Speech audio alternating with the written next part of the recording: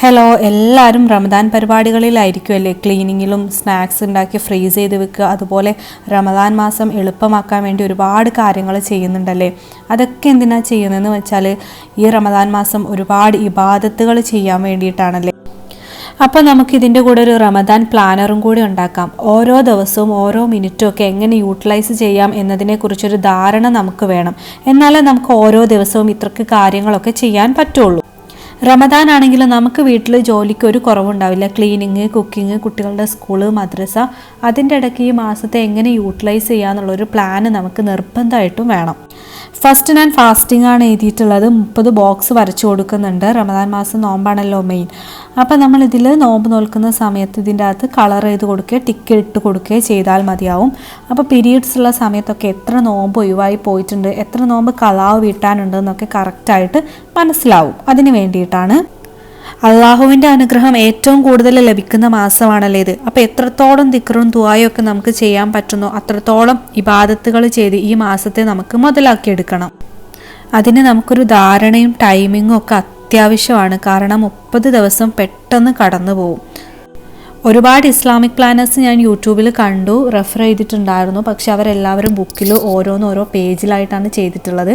എനിക്കിത് വാളിൽ സ്റ്റിക്ക് ചെയ്ത് വെക്കണം, എപ്പോഴും കാണാൻ വേണ്ടിയിട്ട്. ഞാൻ ഖുർആൻ ഓതുന്ന സ്ഥലത്ത് തന്നെയാണ് ഞാനിത് സ്റ്റിക്ക് ചെയ്ത് വെക്കാൻ ഉദ്ദേശിക്കുന്നത്. ചുമരിൽ ഒട്ടിച്ച് വെക്കുന്നതായിരിക്കും ഒന്നും കൂടി ബെറ്റർ എന്ന് എനിക്ക് തോന്നി. എപ്പോഴും കാണുമ്പോൾ നമുക്ക് നമ്മളെ തന്നെ ഒന്ന് ഓർമ്മിപ്പിക്കാൻ നല്ലതാണ്. രണ്ടാമത് ഞാൻ സലാഡ് ട്രാക്കറാണ് എഴുതിയിട്ടുള്ളത്. അള്ളാഹുവിന് ഏറ്റവും കൂടുതൽ ഇഷ്ടമുള്ള ഇബാദത്താണല്ലേ നിസ്കാരം. അതും ഞാനിതുപോലെ 30 ബോക്സാക്കി വരച്ചു കൊടുത്തിട്ടുണ്ട് 30 ദിവസത്തേക്ക്. അതിൽ ഓരോന്നിലും നമുക്ക് ടിക്ക് മാർക്ക് ഇട്ട് കൊടുക്കാം. കറക്റ്റ് നിസ്കരിക്കുന്നത്, ഖളാ ആയത്, പീരീഡ്സ് ഉള്ള ദിവസം, അതൊക്കെ നമുക്ക് ടിക്ക് ചെയ്ത് കൊടുക്കാം. അങ്ങനെ ഓരോന്നിനും ഞാൻ കളർ ചെയ്ത് കൊടുക്കുന്നുണ്ട്. അതുപോലെ സുന്നത്ത് നിസ്കാരം എന്ന് പറഞ്ഞ് ഞാൻ 3 ബോക്സ് വരച്ചു കൊടുത്തിട്ടുണ്ട്. തഹജ്ജുദ്, ളുഹാ നിസ്കാരം, തറാവീഹ് ആണ് മാർക്ക് ചെയ്ത് കൊടുത്തിട്ടുള്ളത്. അള്ളാഹുവിലേക്ക് കൂടുതൽ അടുക്കാൻ പറ്റുന്ന നിസ്കാരമാണല്ലേ തഹജ്ജുദ്. അതുപോലെ തന്നെ റമദാനിൻ്റെ രാത്രിയിൽ സുന്നത്ത് നിസ്കരിച്ചാൽ കഴിഞ്ഞു പോയ പാപങ്ങളെല്ലാം പൊറുക്കപ്പെടുമെന്നാണ് പറയുന്നത്. ആ സുന്നത്ത് നിസ്കാരമാണ് കേട്ടോ തറാവീഹ്. അത്രക്ക് മഹത്വമുള്ള ഒരു അമലാണ് കേട്ടോ തറാവീഹ് നിസ്കാരം. റമദാൻ മാസം മാത്രം നമുക്ക് കിട്ടുന്നൊരു സുന്നത്ത് നിസ്കാരമാണല്ലേ തറാവീഹ്. അപ്പോൾ എല്ലാവരും അത് മുടങ്ങാതെ നിസ്കരിക്കണം. അടുത്ത ഞാൻ ഖുർആൻ റീഡിംഗ് ആണ് എഴുതി കൊടുത്തിട്ടുള്ളത്. 5 ബോക്സ് താഴോട്ടും 30 ബോക്സ് സ്ട്രൈറ്റ് ആയിട്ടും വരച്ചു കൊടുത്തിട്ടുണ്ട്. ഓരോ നിസ്കാര ശേഷവും ചെല്ലേണ്ട, പാരായണം ചെയ്യേണ്ട സൂറത്തുകൾ ഞാൻ അടയാളപ്പെടുത്തി കൊടുത്തിട്ടുണ്ട്.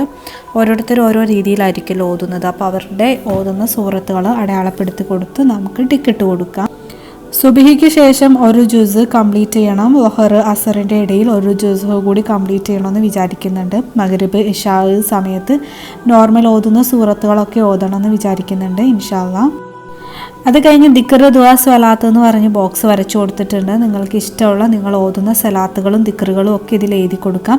ഞാൻ സ്വലാത്ത് ഒരു 1000 പ്രാവശ്യം ചെല്ലണമെന്ന് വിചാരിക്കുന്നുണ്ട്. പിന്നെ യാ ഫത്താഹു, യാ ഹല്ലാ, യാ ഹയ്യു, യാ ഖയ്യൂം, അസ്തഗ്ഫിറുല്ലാ തുടങ്ങിയ ദിക്റുകളും, പിന്നെ ആദ്യത്തെ 10, രണ്ടാമത്തെ 10, മൂന്നാമത്തെ 10 ചെല്ലേണ്ട സ്വലാത്തുകളും ദിക്റുകളും ഒക്കെ ഞാൻ എഴുതി അടയാളപ്പെടുത്തി കൊടുത്തിട്ടുണ്ട്.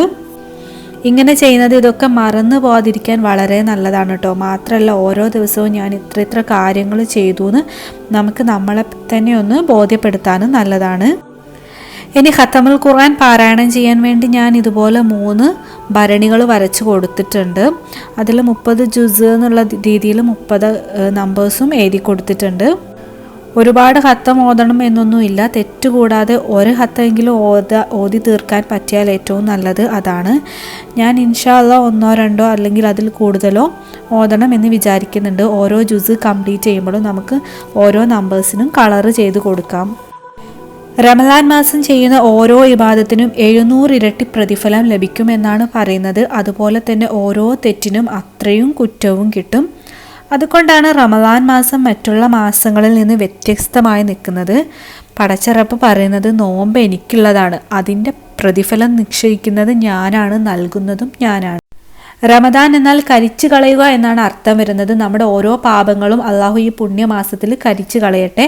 അതിന് വേണ്ടിയിട്ടാണ് നമ്മളിങ്ങനൊരു പ്ലാനർ തയ്യാറാക്കുന്നത്. തയ്യാറാക്കിയാൽ മാത്രം പോരാ, എല്ലാം ചെയ്യാനും കഴിയട്ടെ ഇൻഷാ അല്ലാഹ്.